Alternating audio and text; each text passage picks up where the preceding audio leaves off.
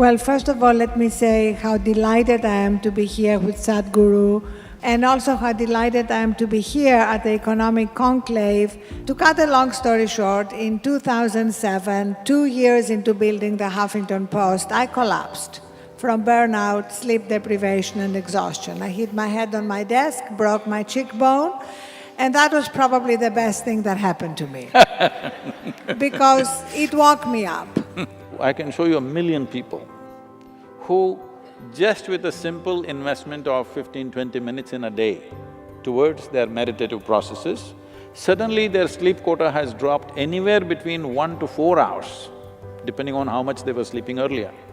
And of course, the type of food that you're consuming, the type of thought process, the type of emotion, all that you have. So if you want to be at ease, the most important thing is a vibrant body, an open mind, a loving heart, and intensity of energy in the system.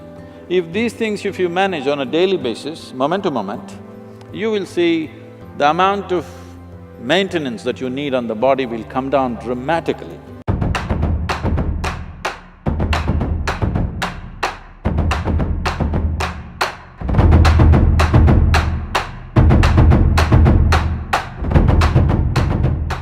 Why couldn't the whole thing be done in a few more extra online classes?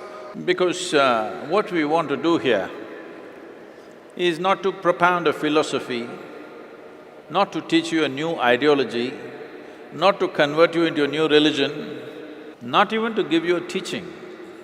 This is a transmission.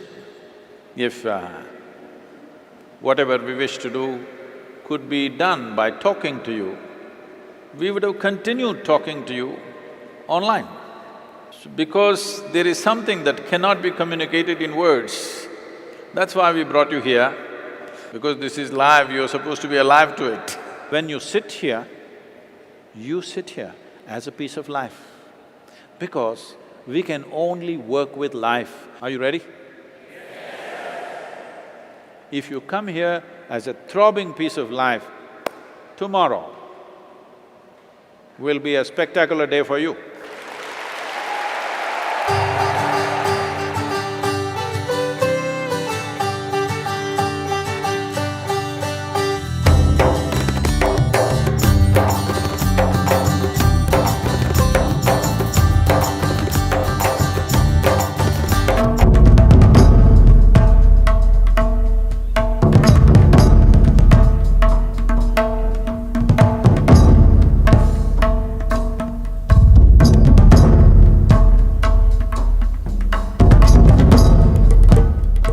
If one has a certain amount of mastery over one's physical body, 15 to 20% of one's life and destiny will be in your hands. If you have a certain mastery over your mind, 50 to 60% of your life and destiny will be in your hands.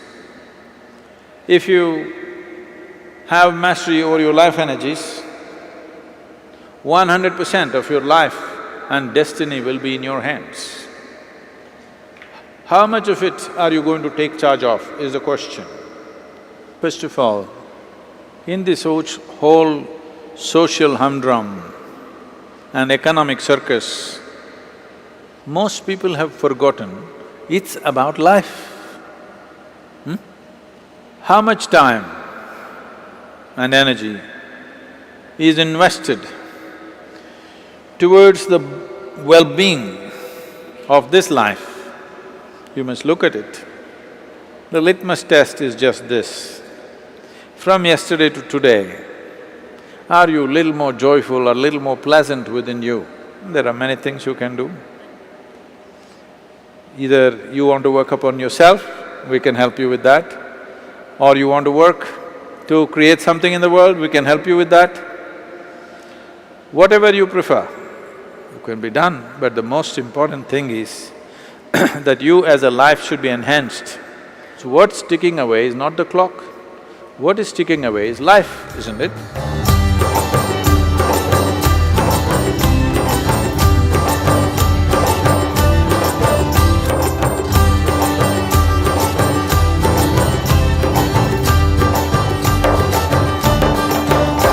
Because in ancient ancient times we were a great nation. It is not just going to happen, it needs striving, even if we have the fundamentals. Now, coming to soft power or, reaching out to the world through culture, spirituality, music, dance and various other things, I think the most important thing in my opinion is that we should remove the tag Indian from it. They are seeking for pleasantness and profoundness of life. Somebody thinks it's in the temple, somebody thinks it's in the bottle, but they're seeking the same thing. There is a window of somewhere between 15 to 30 years' time.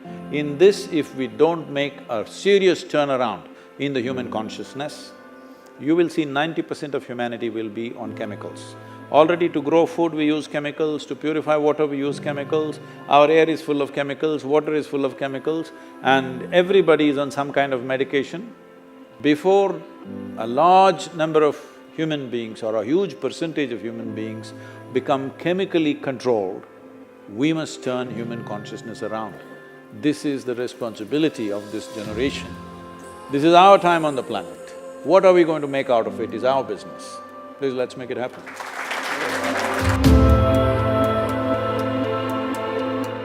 Nationalism as an idea is a very Western idea.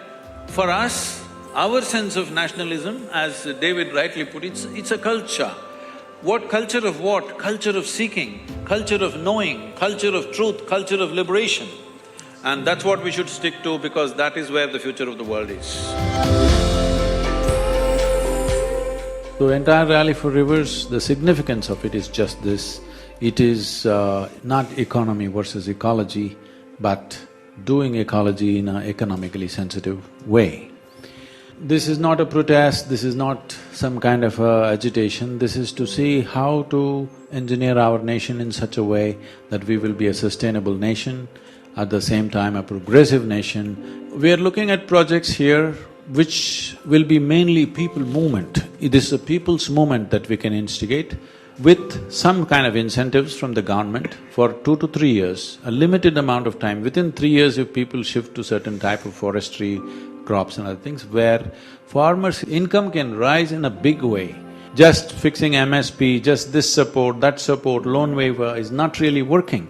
You just have to make living on the land a lucrative process.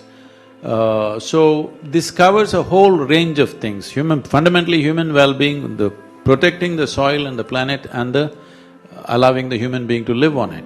These strange ideas that we got, somehow we can destroy the planet and live well, has to go, especially in a country like this where the population pressure on the land is so heavy, so immensely heavy. If we don't do this now, we won't have a nation left actually, because the way we have depleted our soil and our natural resources is so very big.